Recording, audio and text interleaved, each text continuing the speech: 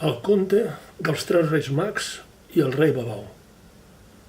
Fa temps, però no massa, en un país que tampoc és massa lluny d'aquí, van arribar tres reis mags, venien de l'Orient.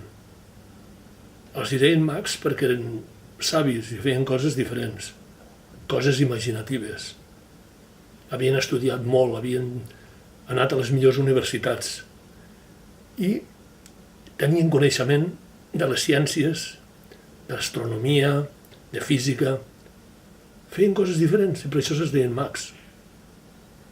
Van arribar a aquest país i abans de fer el que havien de fer van pensar: home, si aquest país té un rei, primer anem a parlar amb ell, a veure què pensa del que nosaltres volem fer.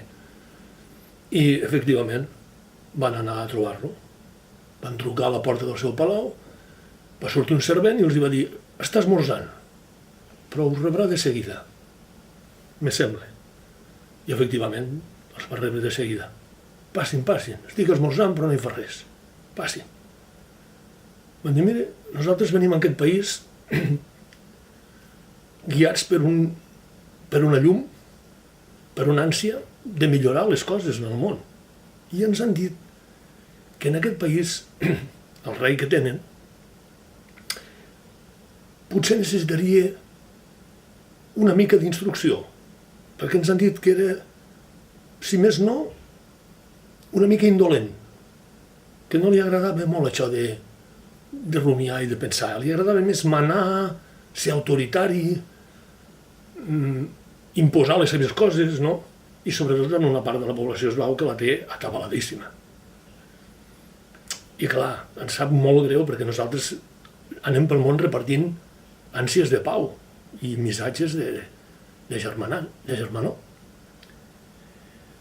Home, va dir aquell rei, vaja, la primera notícia que en tinc, què és això?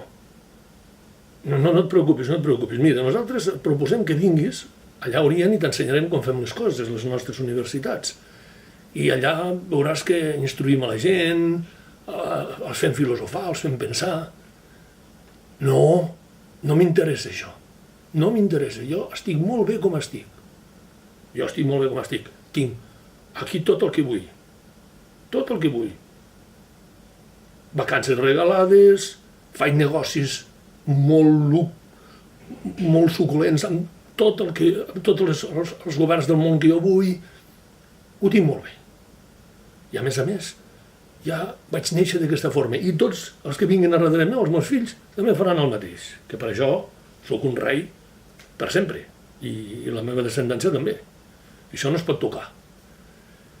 I clar, això em va molt bé. Home, però els teus súbdits estarien més contents si tu et formessis, si tu tinguessis unes ànsies plurals i ganes d'agradar a tothom. No. Els meus súbdits tot això no els ha d'interessar per a res. Millor que tot això, ells poca cosa en sàpiguen. Ells a creure, a pagar els impostos, i ja està. Amb això ja en tenim prou. Els reis, la veritat, estaven molt sorpresos de tot això, no? Es van sorprendre moltíssim. I van marxar una mica decebuts. I esclar, van dir: ostres, ara entenem per què li diuen el rei Babau a aquest rei, perquè veritablement pensar d'aquesta manera només li portarà problemes. En fi, no ha volgut venir i allà ell. I van sortir, ja era fosc, van veure una llumeta dalt del cel i van dir: bueno, seguirem, a veure si trobem alguna cosa que valgui la pena per aquí. I quan tornem al nostre país no ens quedarà més remei que explicar que els pobres habitants d'aquest territori ho tenen molt malament amb aquest rei, però molt. La veritat és que no entenc com suporten de tenir un rei així, la veritat.